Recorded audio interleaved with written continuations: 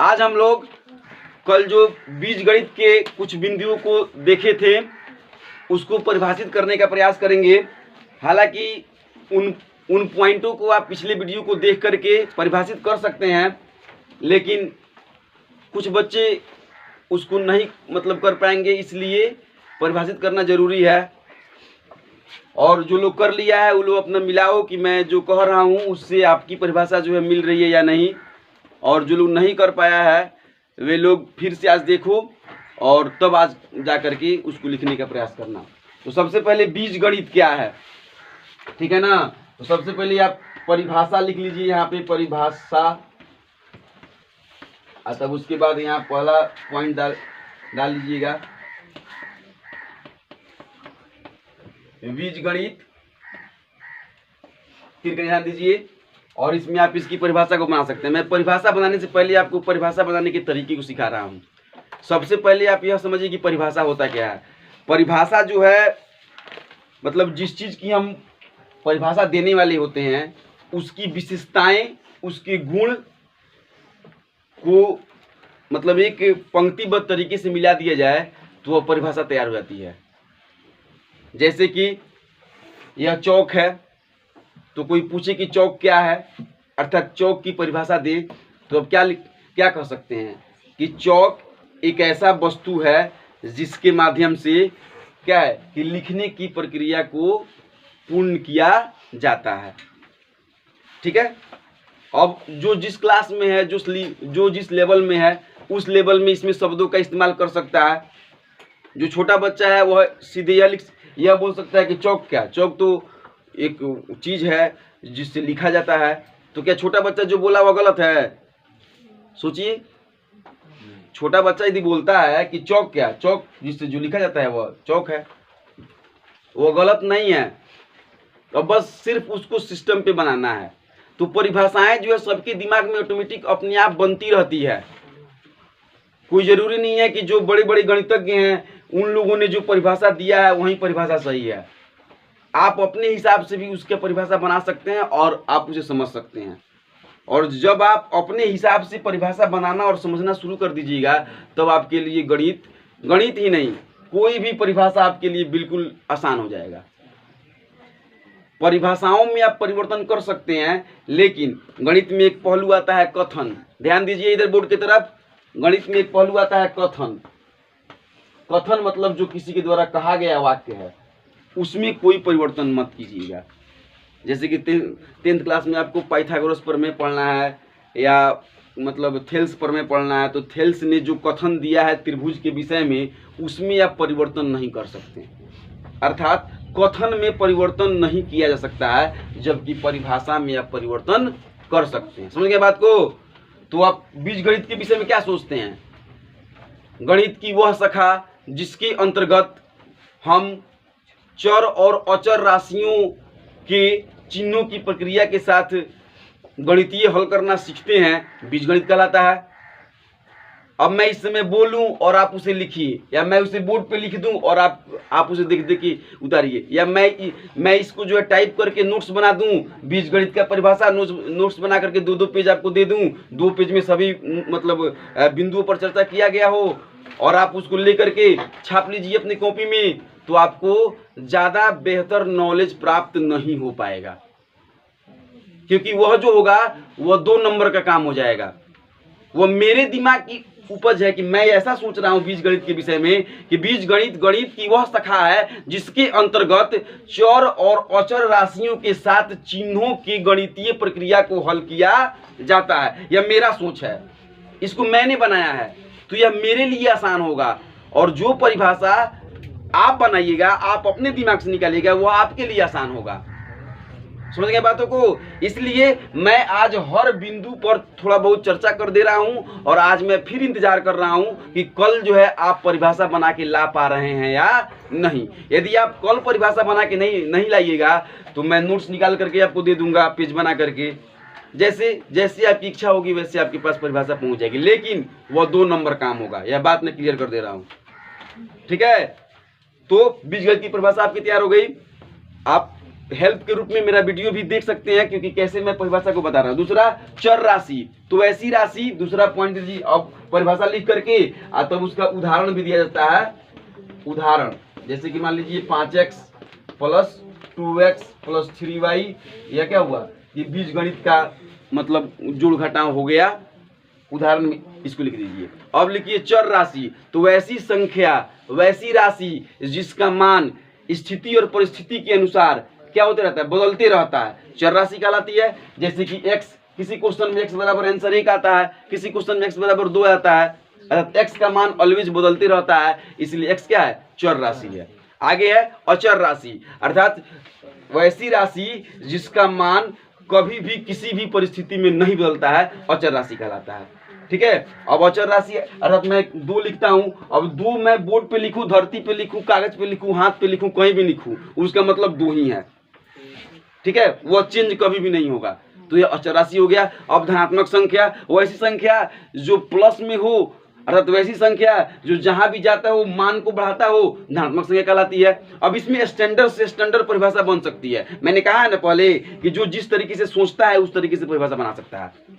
अब जिसका दिमाग जो है बहुत बड़ा ऊंचा मतलब स्तर पे सोच रहा होता है और उसका वह बहुत बड़ा मतलब जानकार आदमी है, तो वह धनात्मक संख्या का कुछ अलग तरीके से परिभाषा बनाएगा। तो जो लोग आपका पीएचडी किया हुआ है, जो लोग आपका बुक लिखा हुआ है, वो लोग डबल पीएचडी और एमए वगैरह लोग होता है, वो लोग जो परिभाषा बनाता है वो लोग अपने हिसाब से बनाता है। अब वो आपको तो याद करने में आपका दशा होगा ही। मैं किताब के खिलाफ नहीं हूँ, लेकिन उसको समझ करके अपने बनाने में जो फायदा है वह किताब से देख के रटने में फायदा नहीं है। लेकिन एक कथन जो है, कथन में कभी भी चेंजिंग मत कीजिएगा। कथन हुआ या गणित में या साइंस, फिजिक्स, केमिस्ट्री में जो मतलब क्या होती है, जो वैज्ञानिक लोग जो हैं, जो लोग क्या दिया, जो पॉइंट दिया हुआ है, जैसे कि फ्लेमिंग का वाम हस्त नियम, दक्षिण हस्त नियम, इस सब नियमों में आप चेंजिंग नहीं कर सकते हैं। मैक्सवेल का नियम, वो जो नियम दिया है, चुंबकत्व का नियम, विद्युत धारा का नियम, इस सब नियमों में आप कभी भी परिवर्तन मत कीजिएगा। लेकिन परिभाषा में आप आसानी से परिवर्तन कर सकते हैं। इस बात पे को ध्यान में रखिएगा। अब इना कि मैंने कह दिया कि आप चेंज कीजिए, तो आप कथन को भी थेल्स पर मैंने जो बात कहा है आप उसको आप अपने तरीके से लिखना शुरू कर दीजिए, बस चल जाएगा हवा खाने, बात गड़बड़ हो जाएगा। ठीक है, इस तरह से। अब चर राशि, अचर राशि, समान पद, वैसे 2 पद जिसमें क्या है कि चर राशि क्या हो कि सेम हो, एक जैसा हो, एक हो, वह समान पद कहलाता है। जैसे 5x और 2x यह समान पद हो गए, -5x और -2x। अब नोट दे के यहाँ पे लिख लीजिए, समान पद लिख लीजिए, तो नोट दे करके लिख दीजिएगा कि समान पद धनात्मक संख्याओं का समूह हो सकता है या ऋणात्मक संख्याओं का समूह भी हो सकता है। यहाँ पे धनात्मक संख्याओं का समान पद है, यहाँ पे ऋणात्मक संख्याओं का समान पद है। ठीक है, समान पद 2 प्रकार के हो सकते हैं। इसके अलावा जो है असमान पद, असमान पद को देख सकते हैं। बीजीय व्यंजक, असमान पद जिसके चर राशि नहीं मिले हो आपस में, वह क्या होते हैं, असमान पद। अब बीजीय व्यंजक क्या होता है, तो मतलब चर और अचर राशियों का मिला हुआ ऐसा रूप जो क्या हो कि मतलब 2-3 पदों को शामिल किया हो अपने आप में, वह बीजीय व्यंजक है। और ये तो हो गया आपका अलग अलग पॉइंट के हिसाब से परिभाषा। ऐसे आप परिभाषा बना सकते हैं। आवाज और भी 2-4 बिंदु अगर छूटा हो तो आप ढूंढ करके बना सकते हैं, क्योंकि कल मैंने जो वीडियो बनाया था उसमें सभी बातों को चर्चा किया है। अब उसके बाद अब आप बीजीय व्यंजक के बाद आप एक पदी व्यंजक, तो ऐसा व्यंजक जिसमें एक पद शामिल हो, एक पदी व्यंजक होता है। द्विपदी व्यंजक, ऐसा व्यंजक जिसमें 2 पद शामिल हो, वह द्विपदी व्यंजक होता है। कल बात हुआ था। यह हो गया अलग अलग पॉइंट बना करके परिभाषा। ठीक है, अब इसको जो है डायग्राम विधि के तहत भी आप बना सकते हैं। ठीक है, डायग्राम विधि के तहत भी देख लीजिए। वो तो हो गया आपका अलग अलग पॉइंट बना के नोट्स हो गया ना। अब उसके बाद जो है आप डायग्राम विधि के तहत भी इसके काम को पूरा कर सकते हैं। मैं जो इस बात को चिल्ला रहा हूँ, इस बात को मैं नोट्स बना करके अपने क्या है कि मतलब सभी बच्चों को दे भी सकता हूँ, लेकिन पहले मैं यह कोशिश कर रहा हूँ कि आप खुद से बनाइए।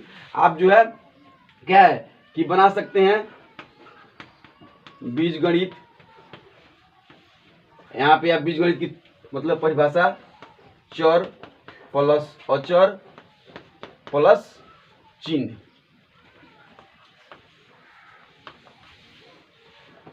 चिन्ह प्लस में के साथ आप लगा दीजिए, विद लिख दीजिए यहाँ पर। ठीक है, फिर इधर एक इसका एग्जाम्पल ले लीजिए, 2x plus 5x minus y। समझ गए। अब बीजगणित का रूप होता है यह हो जाएगा आपका शॉर्ट नोट कहलाएगा यह, जिससे रिवीजन नोट्स भी कहा जा सकता है। इसके माध्यम से आप माइंड मैप भी कहा जा सकता है, अलग अलग नाम आप दे सकते हैं, कोई दिक्कत नहीं है। इसमें आपको एक नजर में देखने पे दिख जाता है कि बीजगणित क्या है, तो चर और अचर राशि है जो चिन्हों के साथ है, ठीक है।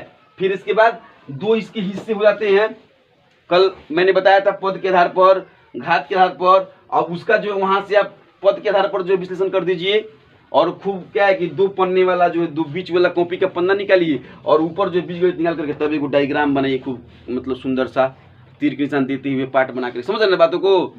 ऐसा नहीं है कि आप पहली बार देख रहे हैं, मेरा मेथड भी पढ़ाने का यही तरीका है। ऐसे ही मैं हमेशा आपको पढ़ाया करता हूँ कोई भी चीज़, तो आप इस तरीके से बना सकते हैं। और मैं अब देख रहा हूँ कि कल जो है कौन कौन बच्चा लोग जो इसको बना करके लाने की कोशिश कर रहा है, ठीक है। जो लोग इंग्लिश मीडियम से काम कर रहा है वो लोग अपनी भाषा में, अपनी लैंग्वेज में, इंग्लिश में बना करके ला देगा, हो सकता है, कोई भारी बात नहीं है। और जो लोग हिंदी मीडियम से काम कर रहा है वो लोग हिंदी मीडियम में मतलब ला देगा, ठीक है। अब मैं कल जहाँ तक कार्य को अधूरा छोड़ा हुआ था वहाँ से मैं पूरा करने की कोशिश कर रहा हूँ। फिलहाल आप लोग परिभाषा बनाने का वादा कीजिए, बनाइएगा ना कल?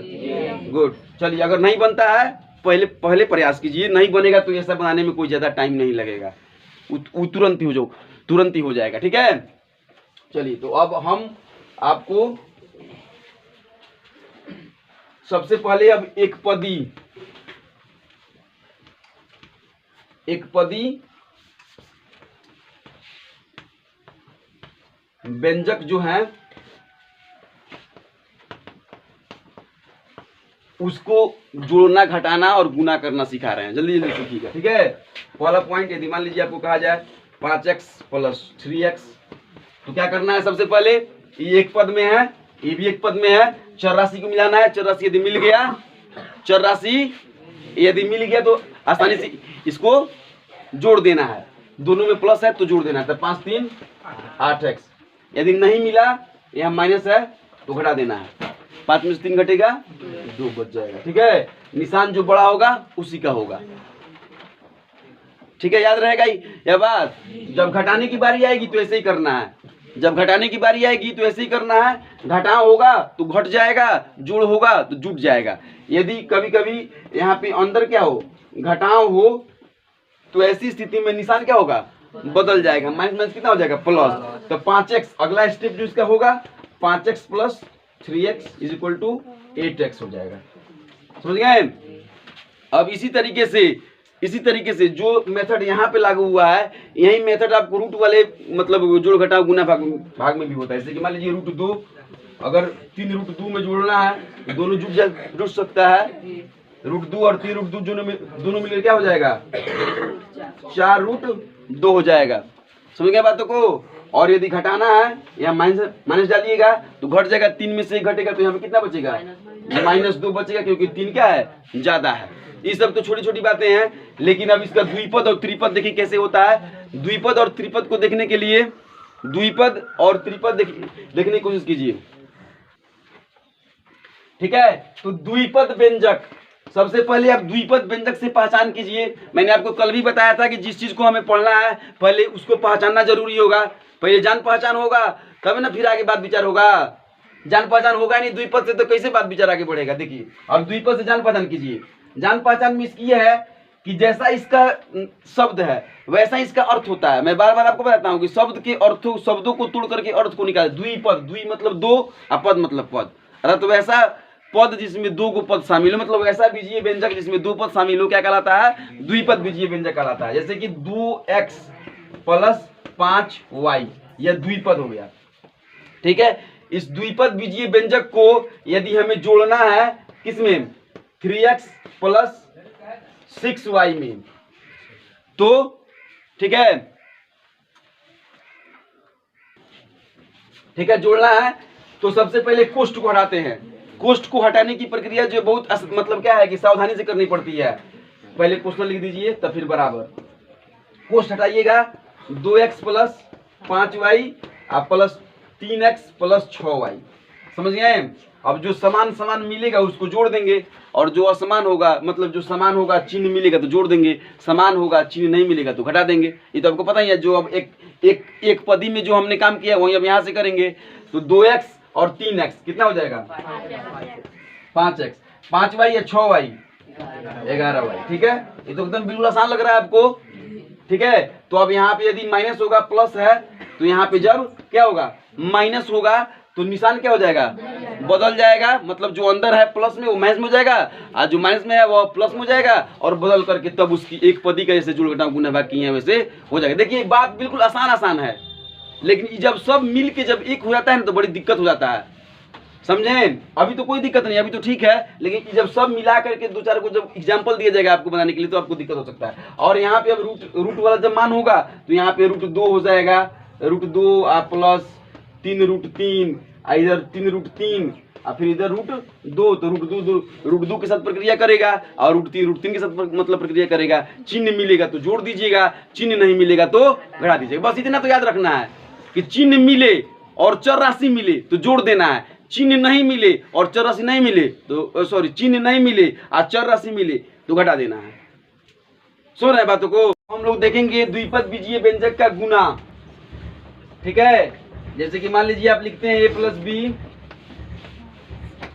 का होल स्क्वायर, तो a + b into a + b हो गया ना। होल स्क्वायर का मतलब होगा ना कि 2 बार गुना।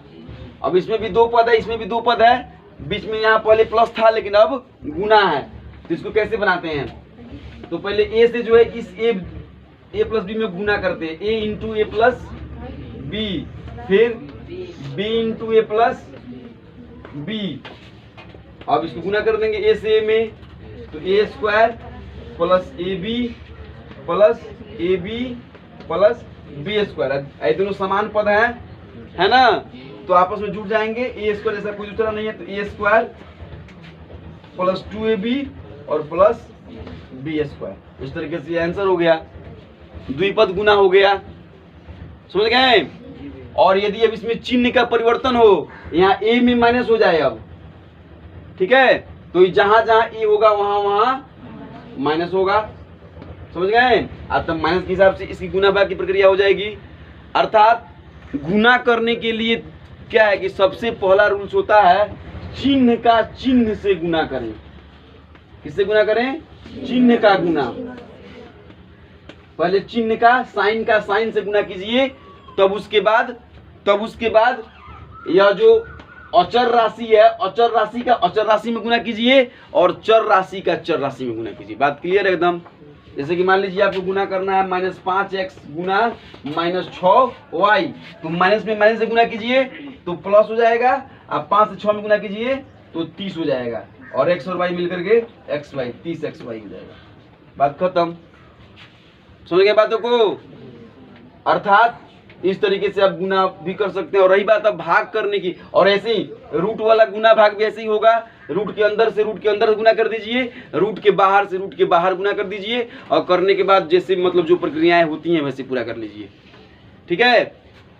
अब भाग की बात करते हैं, तो भाग हम लोग जैसे गुना करते हैं वैसे भाग करते हैं। ऐसे भाग हम लोग कैसे करते हैं, भिन्न वाला भाग कैसे करते हैं, उसी तरीके से हमें चर और अचर राशि वाले भाग को भी प्रक्रिया को पूरा कर लेना है। और जब 9th वर्ग में आप जाइएगा तो वहां पे आपको भाग का एक दूसरा रूप भी दिखेगा। जैसे कि 5x² को आपको भाग करना है 10 से, 5x² को भाग करना है 10 से, तो ऐसी स्थिति में अब क्या करना है, भाग सीधे बट्टा में लिख देना है। अब बट्टा में जैसे आप भाग करते थे भिन्न वाला, वैसे ही 5 दूनी 10, नीचे x नहीं है, x² / 2 हो जाएगा। एक पदी भाग हो गया यह, ठीक है। आज जब 2 पदी भाग करना हो, जैसे कि a² + 2ab + b² बटा a + b, जब ऐसा भाग करना हो, जब ऐसा भाग आपको मिले a² + 2ab + b² बटा a + b, तो ऐसे भाग को करने के लिए आपको सबसे पहले a² + 2ab + b² को क्या है, गुणनखंडन तोड़ना पड़ेगा। और गुणनखंडन तोड़ने के बाद जो है आपको तब उसको मतलब करना पड़ेगा। तो यह भाग थोड़ा सा पेचीदा होता है, इसके लिए गुणनखंडन सीखना होगा, तब उसके बाद आप इसको कर पाइएगा। और वैसे भी अगर यदि आप देख लेते हैं तो कर ही सकते हैं। जैसे कि आप मान लीजिए आप करते हैं a² और ab और फिर b² और बटा a + b। अब यहाँ से a कॉमन छाट लीजिएगा तो a + b बच जाएगा, फिर यहाँ से b कॉमन छाट लीजिएगा तो a + b बच जाएगा। अर्थात a छाट लीजिएगा तो a + b और फिर b छाट लीजिएगा तो a + b, ये गुणनखंडन हो गया। फिर अब a plus B into A plus B बटा ए प्लस बी। अब a प्लस बी से बी कट गया, a प्लस बी आंसर बच गया। यह द्विपद वाला भाग हो गया। द्विपद वाला भाग थोड़ा टेढ़ा होता है। अगर ऐसे भी यदि आपको फार्मूला याद है तो आप लिख सकते हैं कि चूंकि हम जानते हैं कि A square plus 2b plus B square बराबर ए प्लस बी का होल स्क्वायर, इसलिए ए प्लस बी का whole square A plus B into A plus B बराबर बटा ए प्लस बी। लेकिन फार्मूला याद रखना वह 2 नंबर काम है और गुणनखंडन तोड़ कर निकालना वह 1 नंबर काम है, याद रखिएगा। यदि फार्मूला आप मिस कर जाते हैं लेकिन गुणनखंडन तोड़ने का आपको तरीका पता है तो आप फार्मूला पैदा कर दीजिएगा। फार्मूला और परिभाषा पैदा किया जाता है, बनाया जाता है, ठीक है। वो ये नहीं कि किसी का बनाया हुआ दोहराया जाता है। यह फार्मूला कहाँ से निकला आप देख रहे हैं ना, ए प्लस बी का होल स्क्वायर कहाँ से निकला था। यदि आपको ए प्लस बी का होल स्क्वायर निकालने का तरीका पता है तो आपको यह रट नहीं कर सकता नहीं, ए प्लस बी का होल स्क्वायर बराबर A square plus 2b plus B square, A plus B का होल स्क्वायर ऐसे रट नहीं कर सकता नहीं है, ठीक है। अभी तो मान लीजिए एकदम सिंपल सा फार्मूला था ए प्लस बी का होल स्क्वायर। अब ए प्लस बी का होल क्यों आ जाए, ए क्यू प्लस बी क्यू आ जाए, या इससे बड़ा वाला भी मतलब फार्मूला आ जाए, उसके ऊपर जो है गुणनखंडन हो, या उसके ऊपर जो है आपको भाग करना हो, जो आपको एक्सरसाइज में मिलेगा अपने अपने मतलब एक्सरसाइज बुक्स में, वहाँ से आप जब बनाना शुरू कीजिएगा तब आपको इसको क्लियर तरीके से पता लग पाएगा। अब आज हम लोगों ने क्या क्या सीखा इसके विषय में हम लोग विश्लेषण करते हैं। तो आज हम लोगों ने सबसे पहले परिभाषा क्या है इसके विषय में देखा। परिभाषा अब आपको घर से जाकर के बीजगणित के हर बिंदु की को मतलब परिभाषित करके आना पड़ेगा, सबकी परिभाषा लिख करके लानी पड़ेगी अपने अपने एग्जाम्पल के साथ, अपनी अपनी भाषा में। दूसरा, आपने एक पदी गुना भाग जोड़ घटाव सीखा, फिर द्विपदी जोड़ घटाव गुना भाग सीखा, फिर त्रिपदी भी होगा तो वही काम करना है। त्रिपदी हो, चतुर्पदी हो, एक पदी हो, कोई भी हो, प्रक्रियाएं जो इसी तरीके से चलेंगी कि जब चिन्ह मिलेगा और चर राशि मिलेगा तो जोड़ देंगे, और चिन्ह नहीं मिलेगा चर राशि मिलेगा तो क्या करेंगे, घटा देंगे। बस यही प्रक्रिया है। इसके अलावा गुना करना है तो गुना तो किसी में भी हो जाएगा, चिन्ह को पहले चिन्ह में गुना कर देंगे, और चर राशि में अचर राशि गुना कर देंगे, और चर राशि में चर राशि से गुना कर देंगे। बस एकदम सिंपल है। लेकिन यह जब मिला करके जब एक हो जाता है तो दिक्कत होता है। जैसे कि मान लीजिए एक लकड़ी को हम तोड़ने जाते हैं तो आसानी से टूट जाता है, लेकिन जब 2-4 लकड़ियों को आपस में मिला के तब तोड़ते हैं तो थोड़ा सा दिक्कत होता है, ठीक है।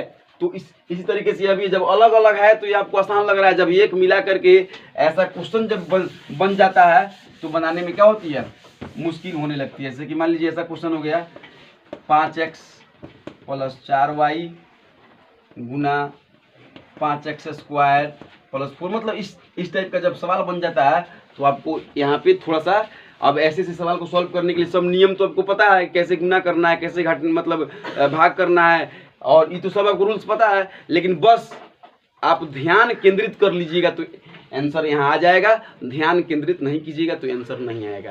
कोई भी जानकार, जैसे कि मान लीजिए किसी जगह पे निशाना लगाना हो, किसी चिड़िया को या किसी चीज़ को मारना हो बंदूक या मतलब किसी भी चीज़ से, अगर निशाना आप बहुत निशानेबाज आदमी हैं, बहुत आप तेज तरार निशानेबाज आदमी हैं, लेकिन जिस चीज़ को मारना हो वहाँ पे आपका ध्यान केंद्रित ही ना हो तो निशाना किसी काम का है नहीं है। हम लोग भी गणित बनाते हैं, अगर हम लोग भी अगर बिना ध्यान इधर उधर भटकाए हुए मन में कुछ और सोच रहे हैं, कहीं और ध्यान है, और तब हम सोचे कि क्वेश्चन बना के आंसर ला दें तो नहीं आएगा। हर क्वेश्चन के लिए इसमें थोड़ा सा ध्यान केंद्रित करना पड़ेगा, तब जाकर के रूल्स आपका काम करता है, नहीं तो रूल्स आपका काम नहीं करेगा। समझ गए।